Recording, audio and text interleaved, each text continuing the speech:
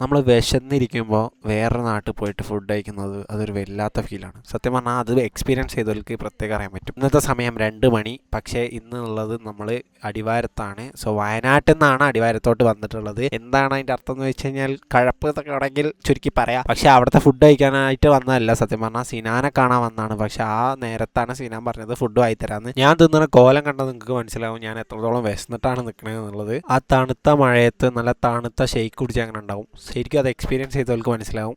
ഈ തണുത്ത സമയത്ത് ഐസ്ക്രീം തിന്നാനൊക്കെ നല്ല മൂടാണ്. അതേപോലെ തന്നെയാണ് ഷെയ്ക്ക് തിന്നാനും. തിന്നവർക്കൊക്കെ മനസ്സിലാവും പനി വരാൻ ബെസ്റ്റാണ്. പക്ഷെ നല്ല ചൂടുള്ള നമ്മളെ ഫലാഫീലും കൂടി കിട്ടിയപ്പോൾ സംഗതി ഉഷാറായി. രണ്ടും കൂടി നല്ല കോമ്പിനേഷൻ ആയിരുന്നു. ചുരം കയറുമ്പോൾ തണുപ്പ് മാത്രമേ നമുക്ക് കിട്ടിയിട്ടുള്ളൂ. കാരണം അത്രത്തോളം മഴയാണ് വയനാട്ടിൽ കറൻലി ഉള്ള മഴേൻ്റെ ലെവൽ ഞാൻ പറയാണ്ട് തന്നെ നിങ്ങൾക്ക് മനസ്സിലാവും. വീട്ടിലെത്തിയതും ഞാൻ ബെഡ് കയറി എൻ്റെ കാലൊക്കെ പൊതിർന്ന് കിടക്കായിരുന്നു. സോ അത്രത്തോളം മഴ കൊണ്ടിട്ടാണ് നമ്മൾ അന്നത്തെ രാത്രി തിരിച്ച് വീട്ടിലെത്തിയിട്ടുള്ളത്. വീഡിയോ ഇഷ്ടപ്പെട്ടാൽ ലൈക്ക് ചെയ്യുക, സബ് ചെയ്യുക, ആൻഡ് ബൈ ബൈ.